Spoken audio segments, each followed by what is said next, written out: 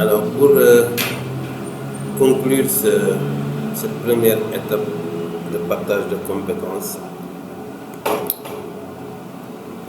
que nous avons commencé depuis le cadre conceptuel jusqu'après la gestion du risque et l'optimisation des processus, nous devons maintenant construire la capacité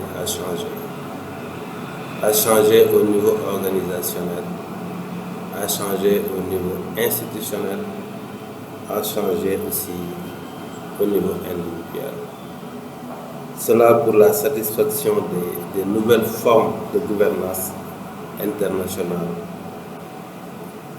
notamment la nécessité d'approfondissement, de modernisation et de perfectionnement de vos organisations respectives.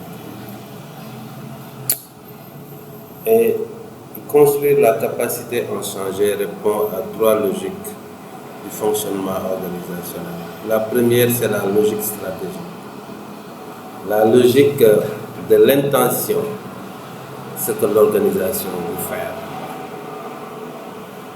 La deuxième logique, c'est la logique fonctionnelle, c'est-à-dire, comme nous l'avons vu avec l'optimisation des processus, la logique des processus, ce que l'organisation est censée faire. Et la dernière logique, c'est la logique opératoire, c'est-à-dire la logique des activités et des acteurs, ce que l'organisation fait réellement. Donc, ici, on prend la logique stratégique, l'intention de l'organisation. On doit s'articuler à la gouvernance de la transformation, en y développant des capacités à changer. Si on prend la logique fonctionnelle qui désigne les opérations, c'est le pilotage de la transformation. Et si on retient enfin la logique opératoire, les activités et les acteurs, c'est le développement organisationnel. Et il est important de réussir à lever un défi important, c'est l'arrimage des 3 niveaux d'action pour impulser ou asseoir cette dynamique positive de changement. Alors, comment devenir agile? Passer de logique traditionnelle des 3 S, c'est-à-dire stratégie, intention de l'organisation, structure, partage des responsabilités, système, moyen d'y arriver.